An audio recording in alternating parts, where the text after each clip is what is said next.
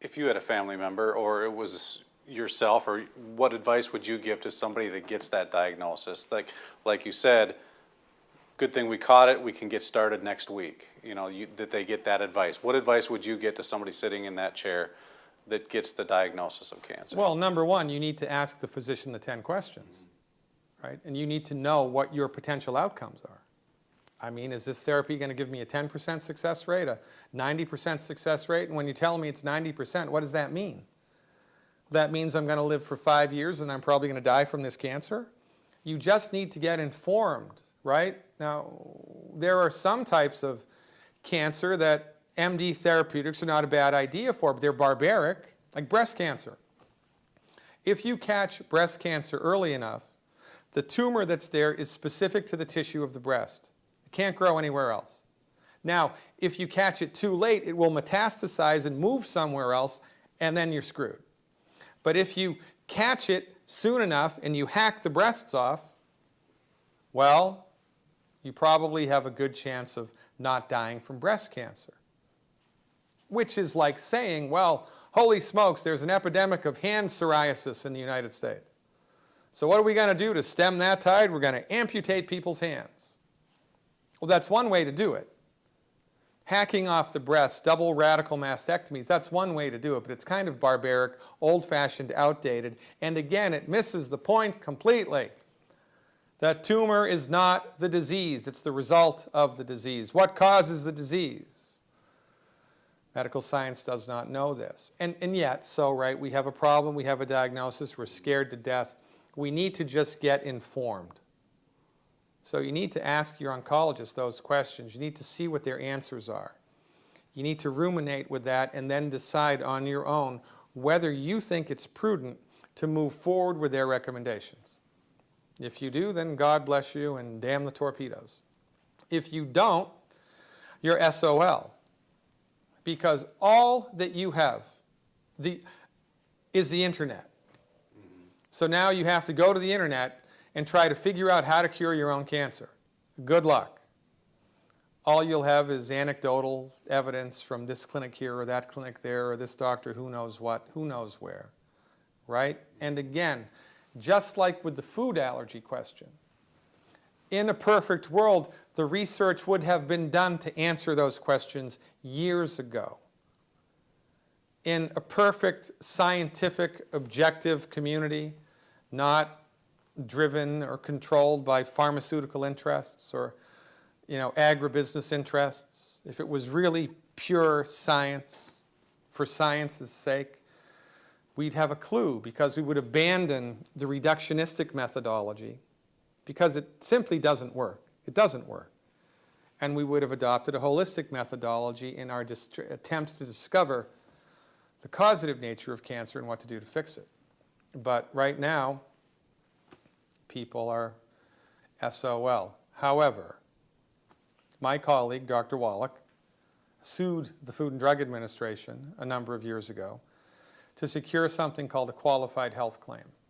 Now, to get a qualified health claim, you have to bring boatloads of medical research to the Food and Drug Administration to support whatever it is that you're attempting to say. You have to have mountains of clinical research to support your claim for health.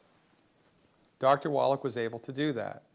He sued the Food and Drug Administration successfully so that we can say in a public forum, supplementation with the mineral selenium at 200 micrograms a day reduces the occurrence of breast cancer by 82%, reduces the occurrence of lung cancer, even if you're a smoker, by 30%, I believe, reduces the occurrence of colon cancer by 50-something%, reduces the occurrence of prostate cancer by 60-something%.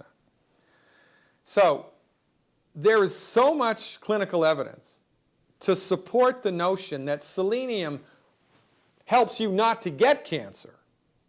And it's one mineral out of the 90 essential nutrients that you need. Inquiring minds want to know, number one, why don't the Susan G. Komen women know that? Why aren't they marching for selenium supplementation?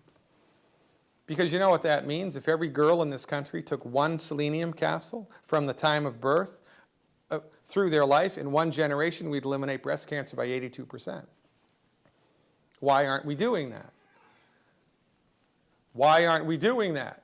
Because we don't have a free medical market, and the people that we trust to take care of our health are wedded to a reductionistic methodology that is not concerned with the cure. And it's a problem.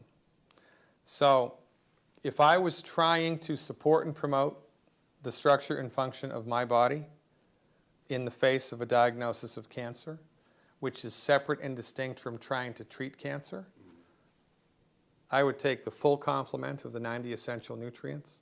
I'd completely eliminate, we've discovered 10 foods that are bad for you: wheat, barley, rye, and oats, oil in a bottle, fried food. There's 4 others. You can get that list for free on my website. I eliminate all those foods.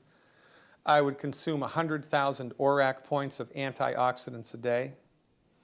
And I would take a lot of selenium into my body every day. Plus an interesting sea vegetable called fucoidan. There are over 1,100 published studies on fucoidan and its biological activity. One of the things that fucoidan does is it increases something called apoptosis, which is the death of cancer cells. So if I was trying to support my body's ability to increase its structure and function, to optimize its health in the presence of a diagnosis for cancer, I would eat as much of that stuff as I possibly could. The 90 essential nutrients, selenium, and complete abstinence. I mean, man, I wouldn't even be downwind of fried food. No kidding. But see, the problem here is all we have to go on in the realm of cancer is anecdotal evidence, because the medical market is controlled. And the research that's being done, that needs to be done on this, isn't being done, and it's the MD's fault.